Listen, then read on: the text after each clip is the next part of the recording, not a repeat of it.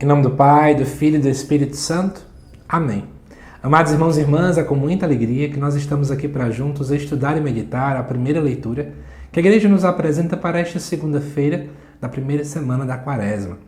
A leitura de hoje se encontra lá em Levítico, no capítulo 19, versículos de 1 a 2 e de 11 a 18, que nos diz assim: O Senhor falou a Moisés dizendo: Fala a toda a comunidade dos filhos de Israel e dize-lhes: Sede santos, porque eu, o Senhor vosso Deus, sou santo.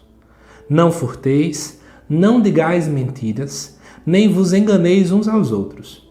Não jureis falso por meu nome, profanando o nome do Senhor teu Deus. Eu sou o Senhor.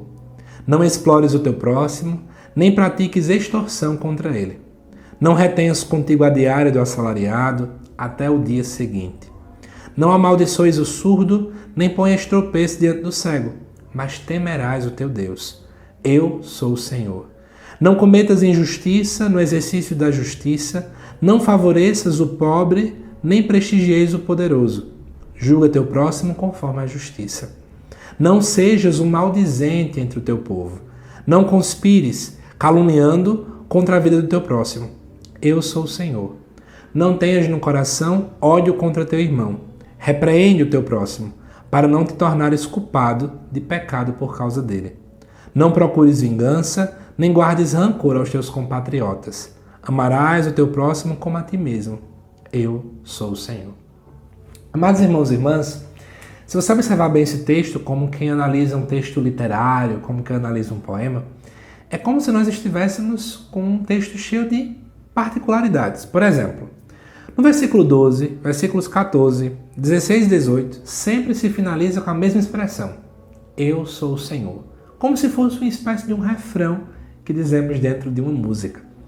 Ao mesmo tempo, esse texto contém 4 ordens. Vamos ver quais são elas. Versículo 14, temerás o teu Deus. 15, julga teu próximo conforme a justiça. 17, repreende teu próximo, para não te tornares culpado de pecado por causa dele. E 4, amarás o teu próximo como a ti mesmo. Temos aqui 4 receitas básicas que nós cristãos precisamos viver nessa quaresma. A primeira delas, que falou sobre temer a Deus, muita gente acha que temer a Deus significa ter medo de Deus. Mas não. Temer a Deus significa, em outras palavras, ter medo de perder Deus.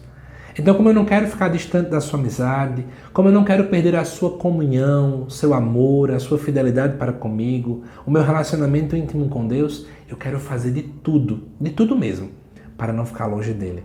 E aí eu me afasto do pecado, por exemplo. A segunda coisa que fala é julgar teu próximo conforme a justiça. Eu acho engraçada essa expressão, porque todo mundo fala, né?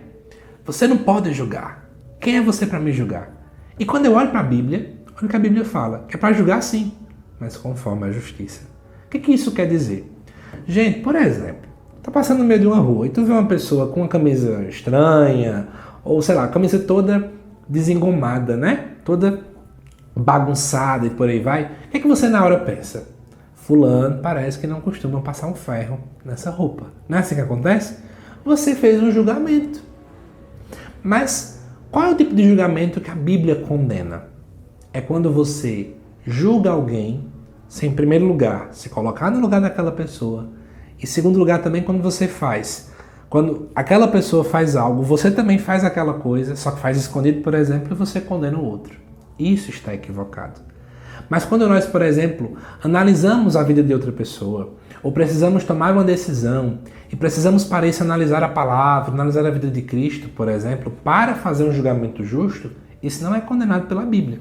Até porque todos nós, uma hora ou outra, vamos acabar sim tendo que fazer algum tipo de juízo contra alguém ou em relação a alguma situação específica.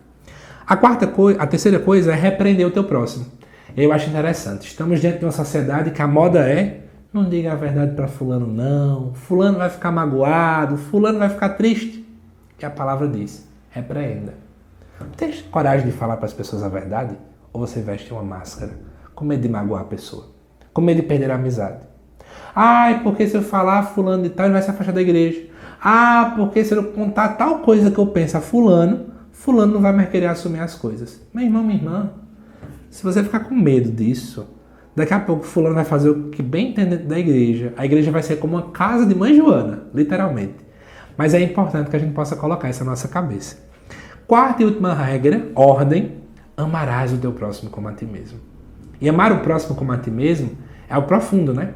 Porque, por exemplo, eu tenho uma pessoa que me diz isso vez ou outra. Lucas, eu acho que quando tu tá muito estressado e cansado, porque eu fico bem irritado nessas horas, viu? Até quando eu tô com fome também. Uma pessoa uma vez me disse assim, mas Lucas, eu acho que nem tu mesmo se aguenta. Mas veja, como eu tenho que conviver comigo mesmo, eu tenho que me aguentar mesmo na hora que eu tô me sentindo insuportável.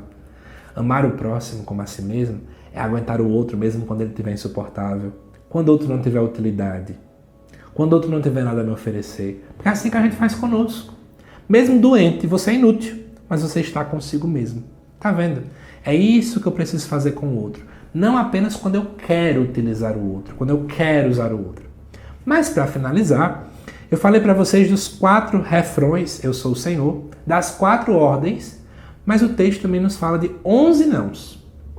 Do versículo 11 ao versículo 18, nós temos 11 proibições feitas aqui.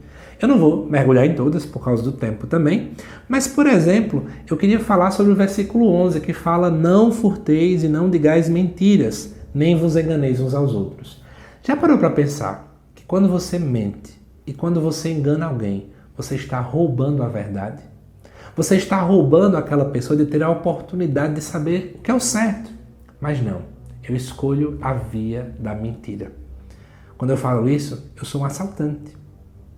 Tá vendo? É muito fácil julgar alguém, um bandido, que fez isso ou aquilo. Eu não estou passando a mão na cabeça dele, não. Ele está errado. Mas eu também refleti que muitas vezes eu também sou bandido. Muitas vezes eu assassino sonhos de pessoas. Eu sou um assassino quando eu faço isso. E a palavra diz que não é para ser feito isso. Outro exemplo também é não explorar o próximo. Quantas e quantas vezes tem pessoas que chegam num cargo, só porque está num cargo bom, começa a sentir que pode pisar nas pessoas. Está errado. Mas para terminar o vídeo, eu volto agora para o versículo 2, que nem tem a ver com não, nem com eu sou o Senhor, nem com ordens. Mas talvez a grande frase desse momento do texto de hoje, que diz o seguinte: sede santos, porque eu, o Senhor vosso Deus, sou santo. Meu amado irmão, minha amada irmã, você sabia que tem um limite para a santidade? É. Sabe qual é ele? Ser santo na medida de Deus. Esse é o limite. Portanto, não tem limite. Porque Deus, ele é ilimitado.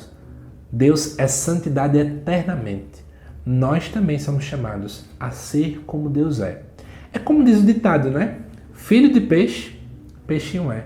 Se nós somos discípulos de Jesus Cristo, se nós somos considerados filhos do nosso Pai, então eu também preciso ser santo. Eu preciso imitar Ele em todas as circunstâncias de minha vida. Amado irmão, amada irmã, espero que você tenha gostado do nosso estudo, desta reflexão. Eu te aguardo daqui a pouco aqui no canal, às 7 horas da noite, para o Evangelho desta segunda-feira também. Até mais!